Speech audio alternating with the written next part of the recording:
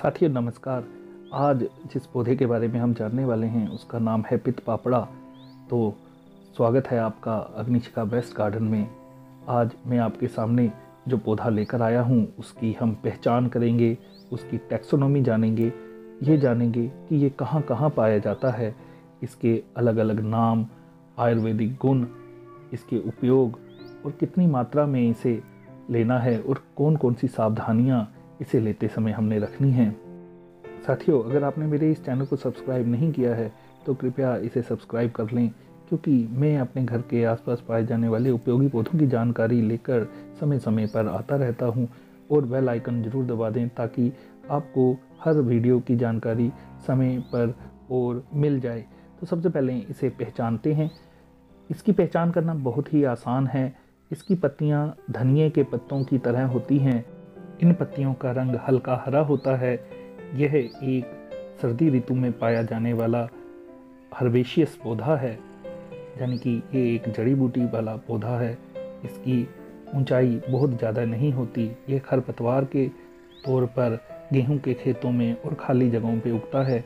इसके हल्के बैंगनी रंग के फूल होते हैं और फूलों के नीचे छोटे छोटे हरे रंग के फल लगे होते हैं।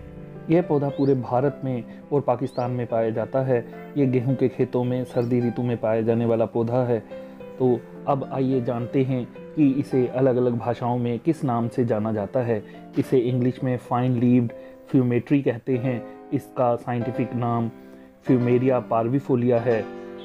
इसे हिंदी में पित पापड़ा, अरेबिक में शाहतराज, तमिल में तुरा, तेलुगु में परपता कम्मू, पंजाबी में शाहतारा, फारसी में शाहतराज कहते हैं। अब जानते हैं इसके आयुर्वेदिक गुणों के बारे में। इसके गुण लघु अर्थात ये पचाने में बहुत आसान होता है। इसका रस तीखा और कड़वा होता है। इसका विपाका कटु है, यानी कि ये पचने के बाद कड़वा हो जाता है। इसका वीर्य अर्थात तासीर ठंडी है, शीत है। 3 दोषों में से ये कफ और पित्त दोष को ठीक करता है और वात दोष को बढ़ाता है। अब जानते हैं इसके आयुर्वेदिक उपयोगों के बारे में।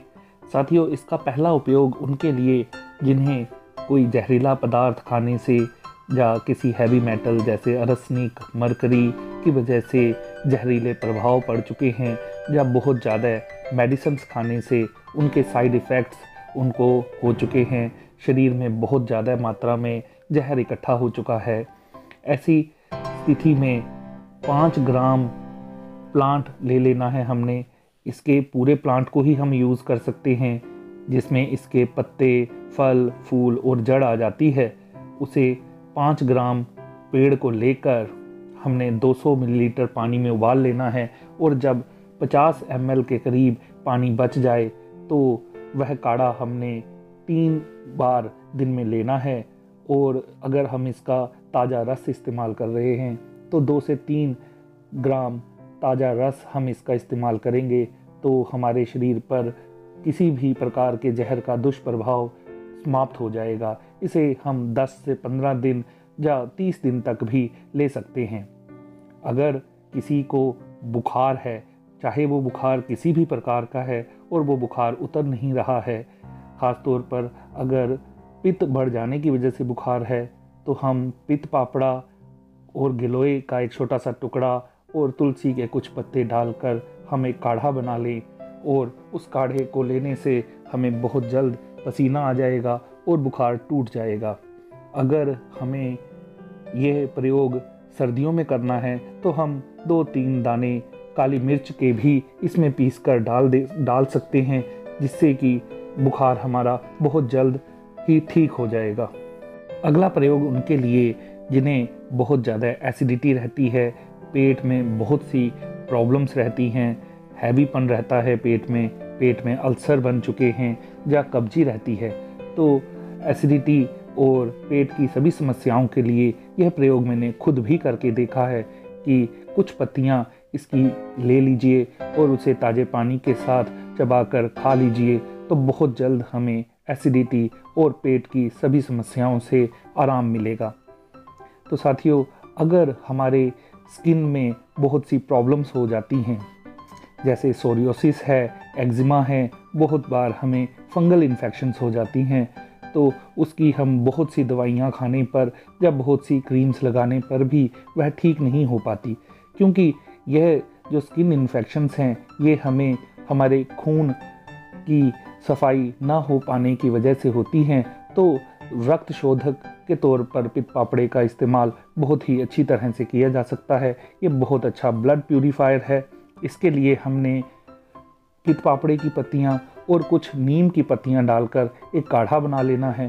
उस काढ़े को हम पी भी सकते हैं और उसे अपने स्किन प्रॉब्लम्स वाली जगह पर लगाने से बहुत जल्द हमें आराम मिलता है। साथियों, हमें अगर लीवर सिरहोसिस हो चुकी है, लंग्स में इन्फेक्शन है, तो भी हम पित्त पापड़े का इस्तेमाल कर सकते हैं। इसमें भी इसका काढ़ा ही बनाकर पीना है। तो साथियों, अगर किसी को किडनी प्रॉब्लम्स हैं, सीरम क्रिएटिनिन बढ़ा हुआ है, यूरिया लेवल बहुत ज़्यादा बढ़ चुका है, तो उस स्थिति में भी हम पित्त पापड़े का काढ़ा अगर इस्तेमाल करें तो बहुत जल्द हमारी किडनी प्रॉब्लम्स बिल्कुल ठीक हो जाएंगी। सीरम क्रिएटिनिन और यूरिया लेवल अपने उचित स्तर पर आ जाएगा। साथियों, अगला प्रयोग उनके लिए जिन्हें बहुत प्यास लगती है। बहुत प्यास लगने पर भी अगर हम पित्त पापड़ा का काढ़ा या इसका ताज़ा रस 2 से 3 मिलीलीटर तक ग्रहण करें तो हमें बहुत ही आराम मिलेगा बहुत ज़्यादा प्यास लगने में।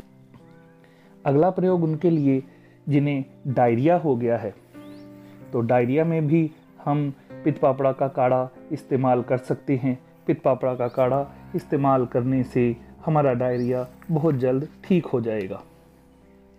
अगर किसी को चक्कर आ रहा है या उसे उल्टी आ रही है, पेट में मरोड़ पड़ रहे हैं, उस स्थिति में भी हम पित्त पापड़े का इस्तेमाल कर सकते हैं।